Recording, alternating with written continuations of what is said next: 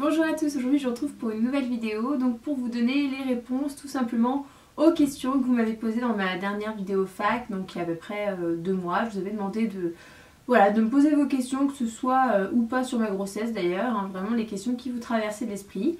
Donc j'ai fait une petite sélection, il y a entre 15 et 20 questions, je pense qu'on est plus proche de 20 quand même que j'ai retenu. Et c'est parti, je prends la liste tout de suite et je vous réponds. Alors j'ai un peu tout mélangé, je vous avouerai qu'au début je voulais trier grossesse ou pas grossesse et en fait la flemme, donc je fais dans l'ordre un peu où je les ai trouvés sous la vidéo. Donc tout d'abord j'ai une question sur comment ai-je annoncé ma grossesse à mon copain et comment il a réagi. Alors il faut savoir que moi dans mes rêves j'avais vraiment envie de lui faire une annonce super stylée, hyper originale, enfin un truc un peu où on se creuse la tête, où on se dit ça va le marquer, il va pleurer, machin.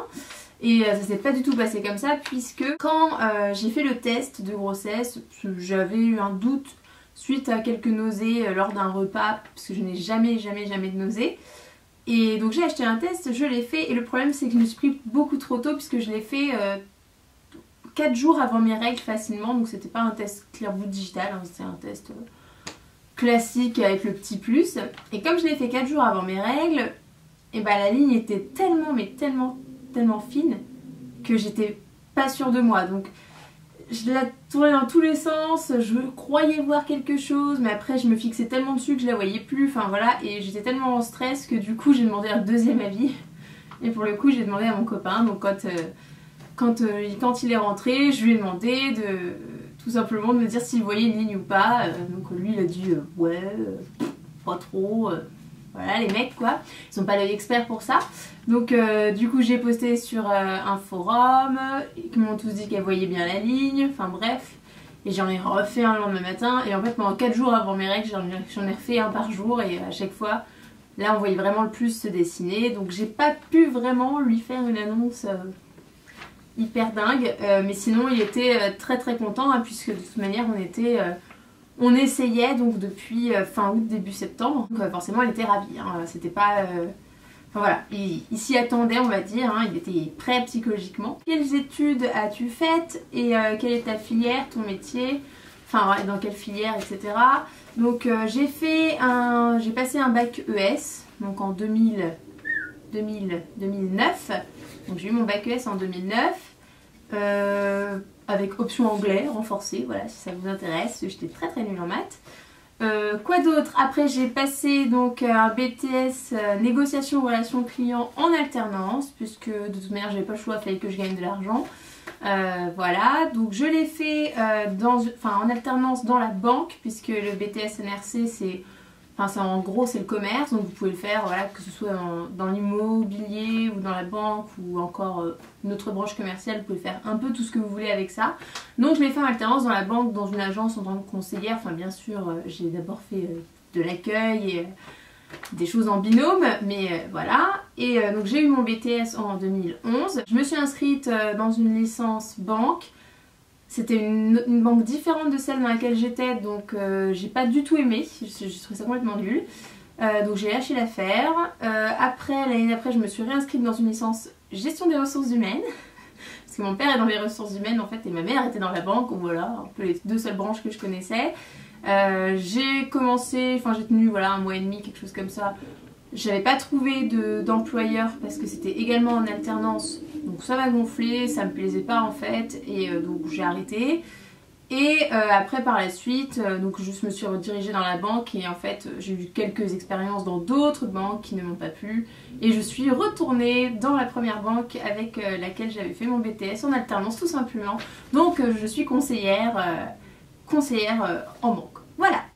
Quelle est ta palette préférée pour les yeux et ton mascara préféré? Alors la palette pour les yeux, je suis pas une grosse fan de maquillage en termes de fard à paupières. C'est vrai que j'ai souvent la flemme, donc je me contente du basique de chez Basique, c'est-à-dire le teint et mascara, voire eyeliner.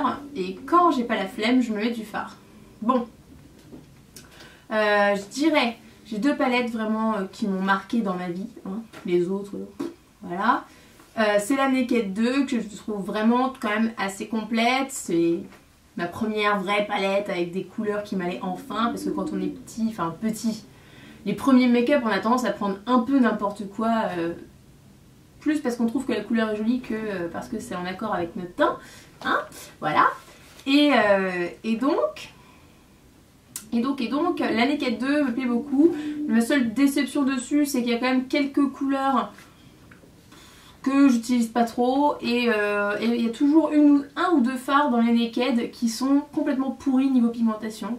Ils sont tous bien, mais t'en as un ou deux, je ne sais pas pourquoi, qui sont complètement nazes. Et du coup, je dirais la Naked 2 et aussi celle de chez Clinique dont je vous ai parlé, la nude. Enfin, vous la voyez régulièrement dans mes dernières vidéos. Mais la Pet Clinique qui est un peu dans le même principe que la Naked 2. Voilà, c'est des tons toujours bruns, chauds, cuivrés. Et je l'aime beaucoup aussi. Donc, ce serait ces deux-là. Hein, j'ai pas envie de choisir. Parce qu'en ce moment, j'utilise vraiment que celle-là. Et le mascara. Alors, le mascara, c'est pareil. J'ai pas trouvé le mascara de ma vie encore. J'en ai deux principalement qui m'ont marqué. C'est l'effet fossile. Pas l'effet fossile. Enfin, c'est le papillon L'Oréal, mais le Intensa, le dernier que j'ai acheté, qui est mieux que le papillon, le premier. Donc le Intensa, il est vraiment très très bien. Et sinon, le Zero Oil de Benefit, pour un budget un peu plus élevé, souvent il faut quand même les lâcher à chaque fois, les, je sais plus, 24 €, 25 €. Pour moi, ce sont les deux meilleurs mascaras que j'ai testés. On me demande si je suis bientôt mariée. Et depuis combien de temps je suis avec mon copain. Donc ça va bientôt faire 5 ans et demi qu'on est ensemble. Et nous ne sommes pas mariés, nous ne sommes pas pacsés. Et pour l'instant ce n'est pas dans nos projets. Tout simplement parce que... Pas parce qu'on est contre le mariage. Hein, voilà, forcément je trouverais ça cool de faire une grosse fête, d'avoir une super robe et de me faire chouchouter pendant plusieurs heures pour être la plus belle de la journée. Mais c'est plutôt une question budget, pratique. Pour certains, c'est inconcevable d'avoir des enfants avant le mariage. Pour moi, ça me dérange pas du tout parce que je préfère, si j'ai si j'ai les moyens un petit peu ou qu'on a mis de côté, etc., je préfère utiliser cet argent pour mon enfant plutôt que de me priver après si j'ai tout utilisé pour un mariage. Donc après, et j'ai pas envie de faire un prêt pour un mariage non plus, donc ceci explique cela. Mais voilà, c'est plus pour des raisons en fait budgétaires, hein, tout simplement. J'aurais gagné à l'euro-million, je me serais mariée avant, hein, je pense. Mais voilà. Après combien de temps ça a fonctionné? En gros, après l'arrêt de ta pilule. Combien de temps je suis tombée enceinte, donc machin. Donc j'ai arrêté ma pilule fin juillet.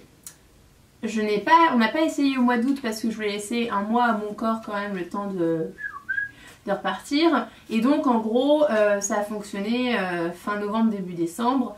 Donc en fait j'ai eu 3 cycles où ça n'a pas marché. Pour moi je trouve ça quand même très très rapide. Quel est ton livre préféré? Alors ça va vous paraître complètement naze je pense. C'est pas du tout des livres actuels ou des choses comme ça. Mais il y a fut un temps où je lisais énormément. Maintenant je prends plus le temps de le faire. Et le livre qui m'a le plus marqué, c'est L'Assommoir de Zola, voilà. Donc c'est un style assez particulier, hein. Mais c'est très brut, c'est très bien décrit. On a vraiment l'impression de vivre le truc à fond. Il n'y a pas des petits mots tout mignons pour décrire des choses un peu atroces. C'est vraiment du brut et j'ai vraiment beaucoup aimé. Je l'ai lu en 2 jours, quelque chose comme ça. Et, voilà, j'ai vraiment adoré ce bouquin. Et d'autres questions qui font partie de cette question également. Dans quelle ville d'Europe aimerais-tu vivre et est-ce que tu envisages d'y vivre, donc d'y aller réellement un jour? S'il y avait une ville où je devrais vivre, ce serait soit Rome, soit San Remo. Donc les deux sont des villes en Italie. Tout simplement parce que ce sont des villes que j'aime beaucoup, dont je me lasse pas quand j'y vais. Et... Enfin voilà, pour moi la qualité de vie là-bas est vraiment top. Donc après bon, Rome il y a la pollution etc. Mais bon, comme j'ai déjà vécu à Paris, donc c'est pas vraiment quelque chose que je prends en considération. Et c'est quand même 1000 fois plus fleuri que Paris. Il y a beaucoup plus de terrasses. Enfin, ça n'a rien à voir malgré le fait que ce soit une grosse ville bien bruyante et pleine de circulation. Mais oui, ce serait soit San Remo, soit Rome. Et oui, j'envisage de le faire, mais ce serait pas sur du court terme. Je pense que ce serait plus sur du moyen terme.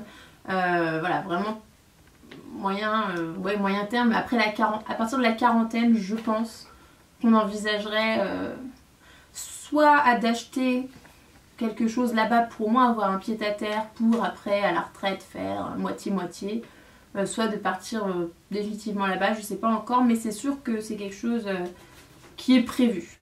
Combien de kilos as-tu pris depuis le début de ta grossesse? Donc là, à l'heure à laquelle je tourne cette vidéo, Je suis bientôt au milieu de mon 7e mois et je me suis pesée tout à l'heure, plus 7,8 kg. Alors bon, il a fait super chaud, donc la veille je faisais 1 kg de plus. Donc de la rétention d'eau parce que je réussissais pas à enlever ma bague hier. Donc je pense que ça va commencer à être compliqué de savoir réellement combien je pèse si je commence à faire de la rétention d'eau. Pourrais-tu nous faire une morning night routine? Donc oui, c'est prévu c'était une de mes prochaines vidéos que je comptais faire. C'est juste que j'attends d'avoir tout mon matériel, donc vous avez pu constater j'ai changé d'objectif. J'ai changé de décor un petit peu également et j'attends fin juin pour mon anniversaire des lumières également. Et je préfère vraiment avoir tout le matériel enfin et plus être à l'arrache comme avant pour vous faire des vidéos de bonne qualité. Et je comptais vous faire une routine matin-soir étant donné que ça a pas mal changé depuis la dernière que j'ai faite. Est-ce que je montrerai ma fille en vidéo? Non. Alors c'est pas pour... parce que j'ai vu quelqu'un avait marqué que c'était à la mode de pas montrer son enfant. Ça n'a rien à voir avec ça, c'est plutôt le fait que... oui, je vous parle de ma grossesse parce que ma grossesse c'est mon état. Voilà, mon enfant vous le voyez pas trop actuellement. Et puis de toute manière vous le cachez, ça aurait été un peu impossible hein, vu que ça dure relativement longtemps. Et également parce que je suis pas la seule à décider de ça, j'ai également mon conjoint et enfin voilà, on est complètement d'accord sur le fait qu'on a exposé un enfant sur internet. Alors sur son Facebook personnel, mettre quelques photos partagées avec une liste d'amis restreinte, oui. Par contre quand ça commence à être à grande échelle comme ça, voilà, moi je sais très bien que j'ai des abonnés super et que ça va rien faire de leur montrer ma fille, mais il y a toujours des gens un peu bizarres qui peuvent passer par là, enfin voilà, des gens un peu malsains et c'est plutôt ça qui me dérange. Maintenant vous inquiétez pas, j'ai un projet pour ma fille quand même, donc je compte quand même faire des tenues du jour, des choses comme ça en rapport avec elle, mais voilà, je couperai voilà, au niveau de son nez ou quelque chose comme ça quand même pour vous faire participer, vous montrer un peu, mais à chaque fois ses yeux seront cachés ou alors un peu floutés, ou enfin, quelque chose comme ça quoi. Je ne vais pas non plus complètement la cacher. Ensuite, si tu ne recevais pas de produits de certaines marques, est-ce que tu les achèterais toi-même étant donné leur prix? Exemple Clinique par exemple. Alors, il faut savoir que moi quand je reçois des produits, enfin après ça dépend des youtubeuses hein, mais personnellement moi je vois ça comme ça. Quand j'en reçois, je suis pas forcément prévenue à l'avance, hein, donc même quasiment jamais. Donc je suis là, j'arrive avec une boîte de choses auxquelles je m'étais pas forcément intéressée, tout simplement parce que avec le travail, avec ci, avec ça, je suis pas tout le temps en train de regarder ce qui vient de sortir, machin, même si je suis youtubeuse, c'est pas... Moi je marche plus au coup de cœur quand je vais aller dans un magasin spécifique, tiens, il y a ça, je regarde, j'achète ou pas. Mais je me renseigne pas plus que ça sur ce qui vient de sortir, à part si ça passe à la télé bien évidemment. Mais donc forcément on peut jamais tester tous les produits, hein, on n'a pas assez d'une vie, il y a tellement de marques, il y a tellement de gammes, et puis ça se renouvelle en permanence. Donc forcément que non, je n'aurais pas acheté tout ce que j'ai reçu, puisque de toute manière j'aurais peut-être même pas su que certains de ces produits existaient. Voilà, maintenant je trouve que j'aurais peut-être acheté quand même certains produits dans le sens où quand un produit m'intéresse ou que j'en ai entendu parler ou que je l'ai vu à la télé ou dans un magazine, bref, bah je fais comme vous, je vais sur YouTube et je regarde soit des françaises, soit des américaines faire une démo du produit. Donc je fais exactement la même chose que vous et en fonction de cette démo ou des plusieurs démos que je regarde, je suis convaincue ou pas, je l'achète. Donc je trouve quand même que ça sert à ça. Donc moi après que la youtubeuse l'ait reçu gratuitement, personnellement je m'en fous. Ce qui m'intéresse c'est de voir ce que ça rend sur sa tronche et si ça fait bien et si ça me donne envie de l'acheter. Mais oui, j'achète des choses aussi parce que je les ai vues sur internet ou parce que j'ai vu une youtubeuse utiliser. Donc je suis comme vous, c'est juste que parfois j'ai des colis en plus, mais il y a quand même beaucoup de choses que j'achète par moi-même, hein. Je ne fais pas que recevoir des choses.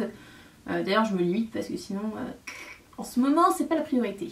Mes 5 indispensables make-up. Donc si je devais vraiment mettre que 5 choses sur ma tête, ce serait du fond de teint ou alors une CC cream, enfin vraiment un petit truc pour unifier étant donné qu'avec mes taches ou mes cicatrices il faut vraiment que je mette ça.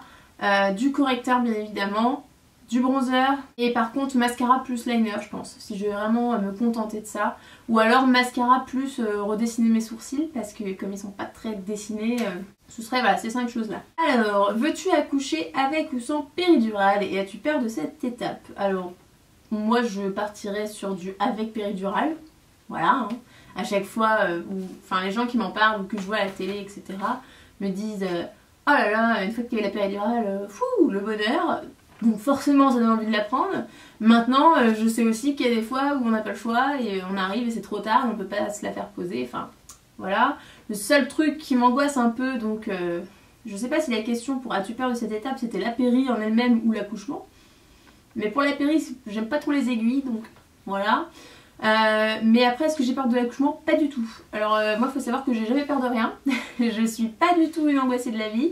Même pour le bac, même pour le BTS, je m'en fous complètement. J'ai aucun stress avant le moment X, le moment T. Donc c'est vraiment au moment où la chose m'arrive que je stresse. Mais avant, je peux être la veille du truc, le matin du truc, je ne ressens rien en fait. Je n'ai aucune angoisse. Donc j'aurais certainement peur quand je serai à l'hôpital en train d'accoucher quoi. Mais pour l'instant, pas du tout. Après, tu es plutôt introverti ou extraverti? Je suis plutôt extravertie. Maintenant, ça dépend des gens avec les gens qui sont autour de moi. Déjà avec mes amis, forcément, je suis extravertie. Maintenant, si je suis, je sais pas, dans une soirée ou que dans mon équipe au boulot et que j'ai une personne que j'ai jamais vue avant, ça va dépendre du ressenti que j'ai en voyant cette personne. Il y a des personnes que je ne sens pas du tout. Alors après, ça peut changer, hein, ça peut, 3 jours après, ça peut être ma meilleure pote. Enfin, façon de parler. Hein. Mais voilà, et ça va vraiment à cet instant-là dépendre du ressenti que j'ai. Donc si je me sens pas à l'aise, je vais pas être extravertie. Je vais plutôt observer. Mais en gros, je suis extravertie quand même en général. Alors, quel autobronzant conseilles-tu? Ouais, il y en a qu'un que je vous ai conseillé. Hein. Enfin, vraiment, c'est le Saint-Tropez. Donc pour moi, c'est la version dark. Mais pour moi, c'est le meilleur. J'en ai essayé quelques-uns de grande surface, mais ça fait toujours un teint orangé. Et en termes de tenue, d'application, même d'odeur, etc. Pour moi, c'est le Saint-Tropez. Il n'y a pas mieux. Et par contre, on me dit tout le temps, enfin on me demande souvent qu'est-ce que tu mets comme autobronzant actuellement, nanana, mais je n'en mets pas. Ça fait vraiment, très honnêtement, plus d'1 an que je n'ai pas mis d'autobronzant parce que j'ai la flemme tout simplement et enceinte, ça, j'ai pas envie. J'ai pas envie parce que je peux encore bronzer, donc je suis un peu bronzette en ce moment. C'est juste que j'expose pas mon ventre et après que mon ventre soit bronzé avec de l'autobronzant, franchement ça m'apporte absolument rien. Et puis après ça déshydrate quand même la peau, donc je veux pas prendre de risques. Je préfère ne pas en mettre tout simplement, mais ça fait plus d'1 an que j'en ai pas mis facilement. Quel est le meilleur des fonds de teint pour toi? J'ai pas... pareil, j'ai pas de coup de cœur en fond de teint. Si je devais vous en citer, j'en citerais 2. Alors un fond de teint, une CC Cream. Pour moi le meilleur fond de teint pour l'instant que j'ai testé, mais je dis pas que c'est le meilleur du monde, c'est le Oxygène Wow de Benefit. Je l'ai vraiment trouvé très bien.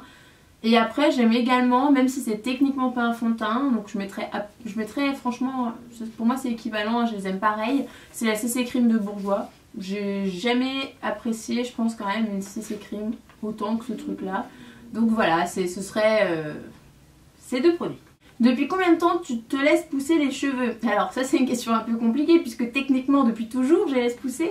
C'est juste que de temps en temps je les coupe et ça fait... je les ai coupés maintenant il y a 1 an pour la dernière fois, mais maintenant honnêtement je me souviens pas de combien je les ai coupés. Ils devaient être là il y a 1 an, à peu près, 1 an. Et maintenant... enfin voilà, ça descend un peu. Mais je les coupe quand même 1 fois par an. Je les remets un peu là parce que ça me saoule et que mes longueurs sont complètement pourries. D'ailleurs, je vais pas tarder à le faire. Et enfin, 2 questions. As-tu fait une liste de naissance? Oui, j'ai fait une liste de naissance. Donc j'ai pas fait une liste de naissance dans un magasin en particulier parce que je trouve que les prix c'est vraiment du foutage de gueule pour les gens qui achètent. Même la carte Aubert c'est une grosse blague. Bref. Donc je me suis plutôt concentrée sur... j'ai fait un repérage des choses qui me plaisaient.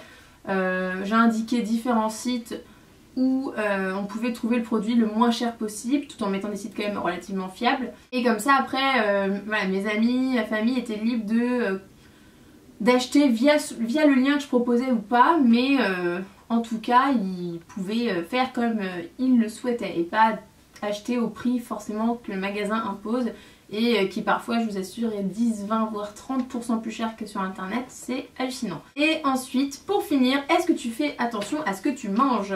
Oui, surtout enceinte, puisque je grossis extrêmement vite enceinte, donc je pense que c'est le principe de la grossesse, hein. Mais c'est vrai que les semaines où je fais pas très attention, je le vois, mais tout de suite quoi, hein. Sur la balance, ça pardonne pas. Donc je fais extrêmement attention et c'est beaucoup plus simple depuis qu'il fait beau et chaud, enfin un peu plus beau et chaud, puisque je mange essentiellement des grandes salades composées. Donc dedans, hein, bien sûr, il y a toujours soit du poisson, soit des œufs, enfin voilà, mais j'essaye vraiment, je mange des féculents, parce que je mange toujours du pain avec du fromage, machin. Mais je m'arrange pour manger un max de légumes, de crudités et de fruits. Voilà. Tout simplement pour pas trop grossir. Ma vidéo fac est terminée, j'espère qu'elle vous a plu. Je vous fais plein de gros bisous et je vous retrouve très bientôt.